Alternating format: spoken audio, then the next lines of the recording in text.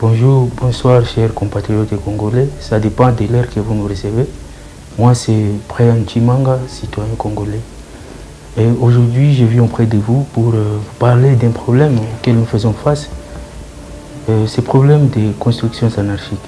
Dans nos villes congolaises, il y a beaucoup ces problèmes et c'est un danger. Surtout ici dans la ville de Bukavu, il y a des constructions de bâtiments qui se font et il n'y a pas respect des normes d'urbanisme. Parce que vous allez vous rendre compte que nos maisons sont très collées. Sont très collées comme des poissons dans des boîtes de sardines. Et lorsqu'il y a un incendie, on l'a déjà témoigné plusieurs fois, lorsqu'il y a un incendie, même s'il y a l'enjeu d'anti-incendie, il n'y a pas d'accessibilité. Ce qui s'était passé sur l'avenue Paysage, toute une avenue presque était partie en fumée. Et ça, c'est lié à ces problèmes de construction anarchique. Des maisons sont construites et certains ingénieurs, soi-disant, parce que nos compatriotes, certains de nos compatriotes préfèrent engager des maîtres maçons, des maçons, parce qu'ils sont moins chers, ils sont par le simple fait qu'ils sont moins coûteux, mais ils ne calculent pas les dangers que ça peut représenter. Ils ne calculent pas. Oui, ils pensent que juste lorsqu'une maison est montée, ça suffit et tout. Combien de maisons on a témoigné qui se sont écroulées ici à Bukavu? Il y a des maisons qui sont construites et je ne sais pas si c'est par oubli ou c'est par mauvaise volonté. L'ingénieur, comme je l'ai dit tantôt en disant, ne prévoit pas une fosse septique. Alors qu'est-ce qu'il fait?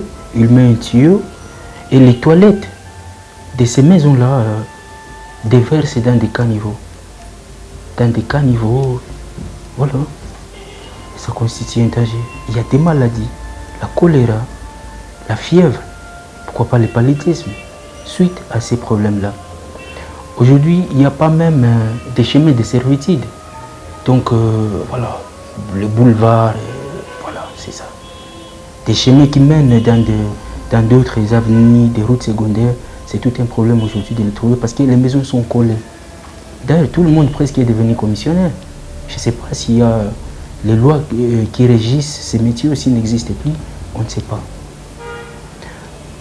Essayez un peu de faire une observation. Vous allez vous rendre compte que nous avons beaucoup d'entreprises, beaucoup de sociétés, beaucoup d'institutions, des écoles, des universités, des églises. Mais ces institutions reçoivent jusqu'à 500, 600 personnes. Mais il n'y a pas de parking. Tout au long de la route, ça sert de parking. Et ça cause des embouteillages. Et pourquoi pas des accidents. Donc nous avons créé un problème que nous-mêmes nous sommes à mesure de régler, de résoudre ces problèmes. Parce que ce qui doit nous animer seulement, c'est le patriotisme. Le patriotisme qui doit nous motiver et vous verrez que beaucoup de choses vont changer. Jadis, on appelait Bukavu, Bukavu la verte. Mais aujourd'hui, je ne peux pas me permettre d'appeler ça Bukavu la poubelle, non. Mais il y a des déchets quand même partout. Est-ce qu'il y a des sociétés de traitement des déchets? Est-ce que vous savez qu'ailleurs, les déchets sont réutilisés, on appelle ça recyclage. Et ça constitue encore, ça contribue encore à l'économie du pays. Ça lutte contre le chômage. Parce que les jeunes sont embauchés. Mais qu'est-ce que nous faisons? C'est inséré. Donc même les déchets sont là en grande quantité, mais on n'exploite même pas. On préfère les faire encore les vendre dans des pays voisins et c'est devenu normal. Non, c'est anormal. Et tout ça doit changer. Tout ça doit changer. Ce qui est beaucoup plus marrant, vous allez vous rendre compte une autre fois que quelqu'un a une très belle maison. À Bukavu, on a de très belles maisons. Mais il n'a pas prévu le garage.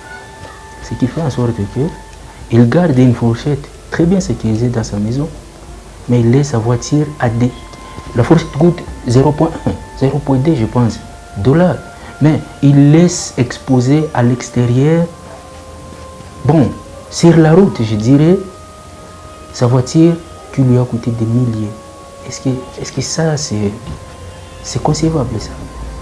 Donc, nous devons changer. Nous devons changer de mentalité. Et il n'est jamais tard pour faire du bien. Nous devons penser aux autres. En tout cas, c'est un devoir citoyen. Parce qu'aujourd'hui, il y a beaucoup de maisons qui sont érigées. Nous ne parlons même pas des cimetières qui sont spoliés comme pas possible. Mais il faut voir l'avenir paysage. Là, c'est grave. Il y a des caniveaux presque partout. Je parlais tout à l'heure des tuyaux, des toilettes et tout. Et là, c'est horrible. Donc, la population est exposée comme pas possible.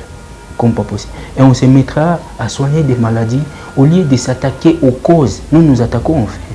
Alors, le problème ne cessera jamais d'exister. Si vous coupez un arbre et vous oubliez de couper ses racines, l'arbre va encore pousser.